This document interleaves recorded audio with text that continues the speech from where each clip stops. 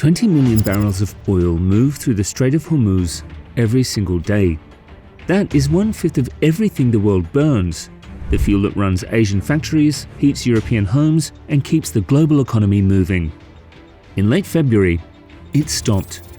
And the scramble to find another route has led energy planners, investment banks, and heads of state to the same answer.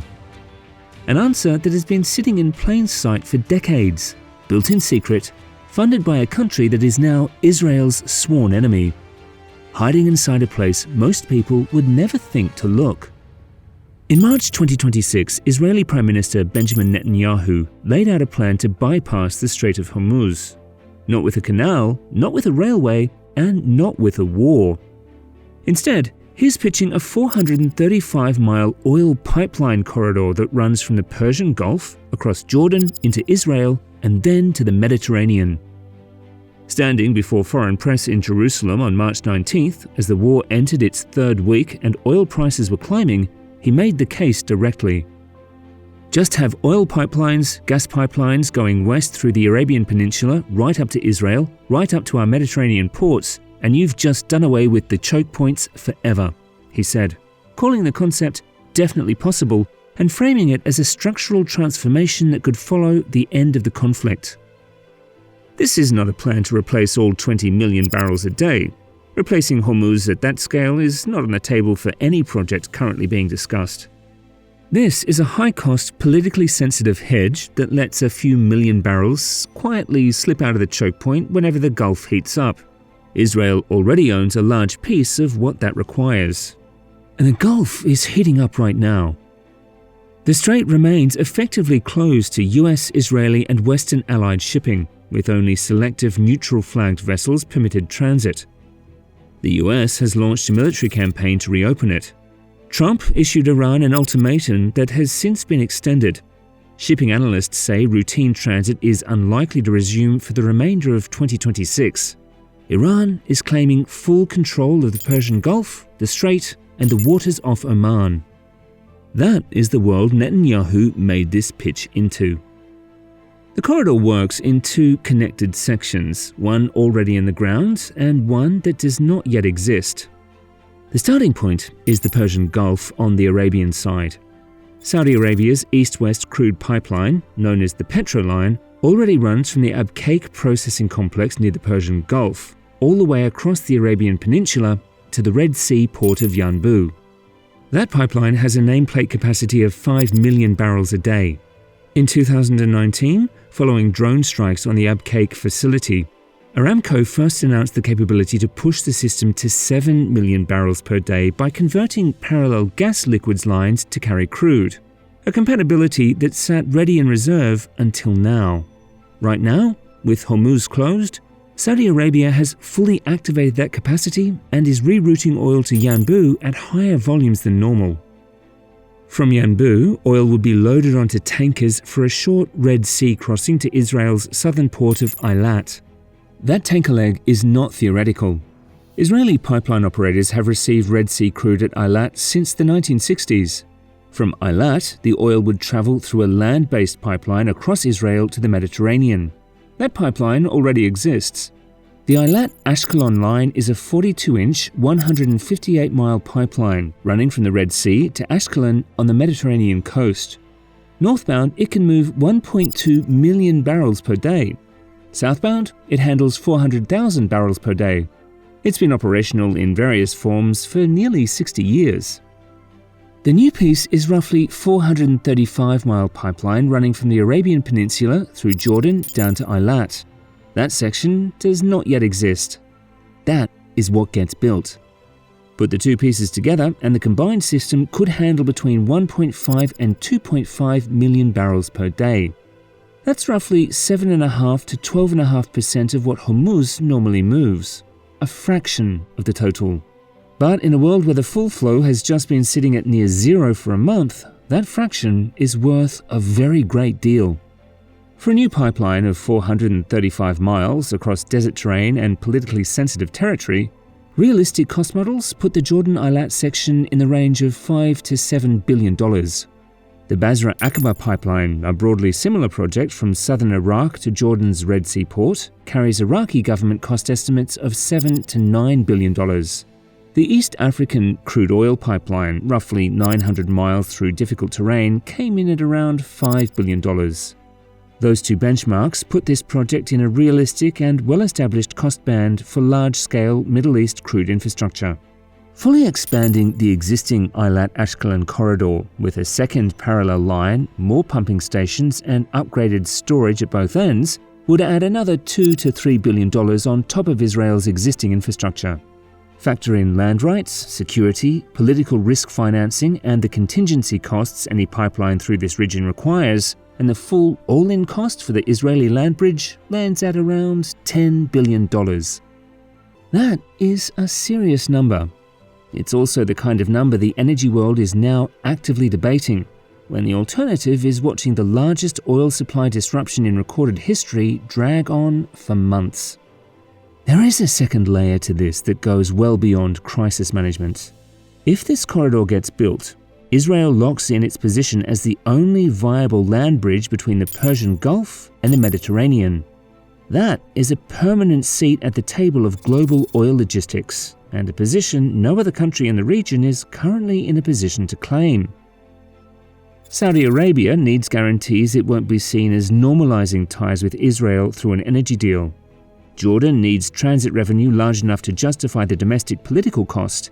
Neither condition is met yet, but neither was unthinkable a year ago.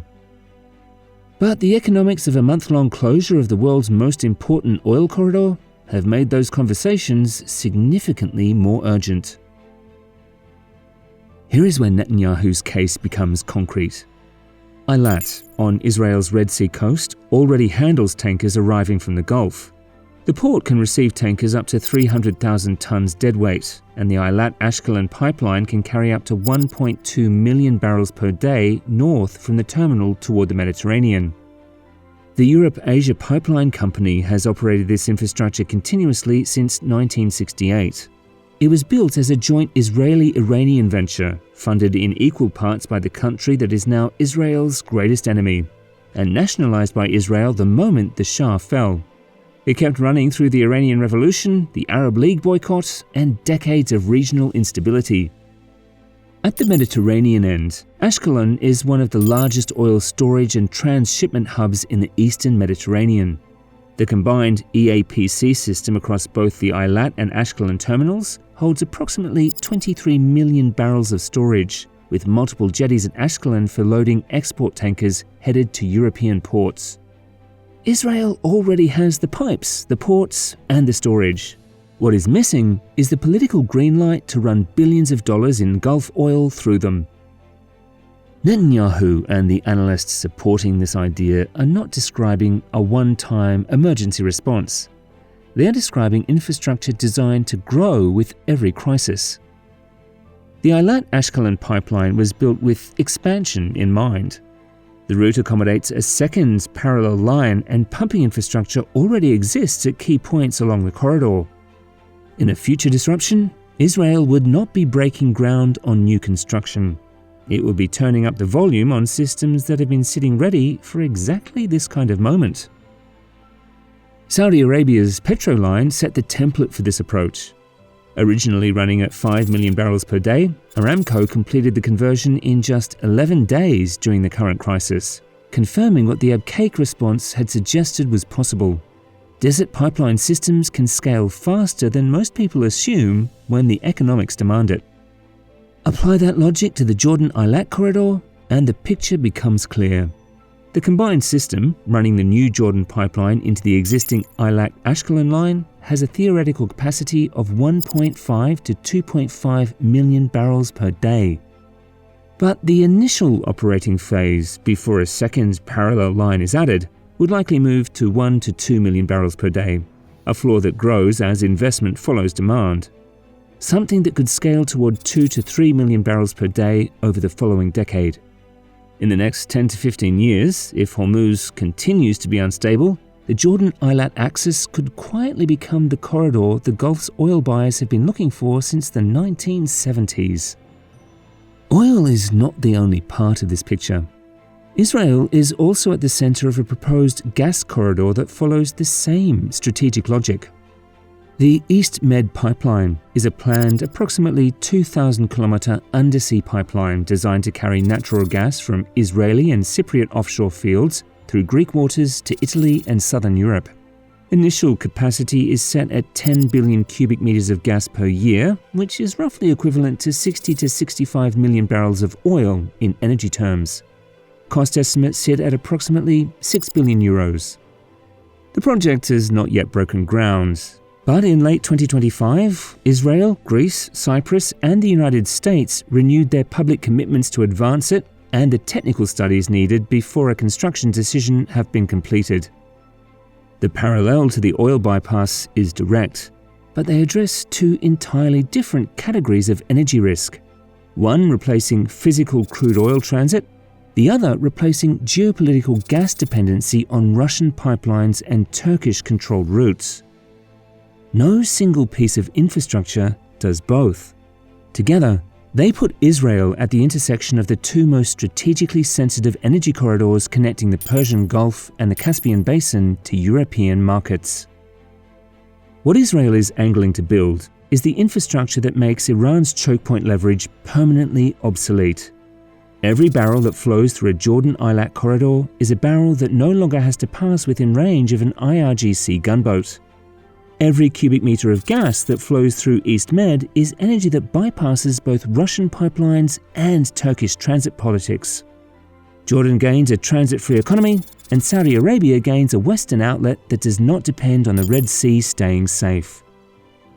With Eilat's port, Ashkelon's storage, and the potential of a 2,000-kilometer East Med gas pipeline running alongside it, this is the most credible Hormuz alternative the world has ever had, and the first one with infrastructure already in the ground.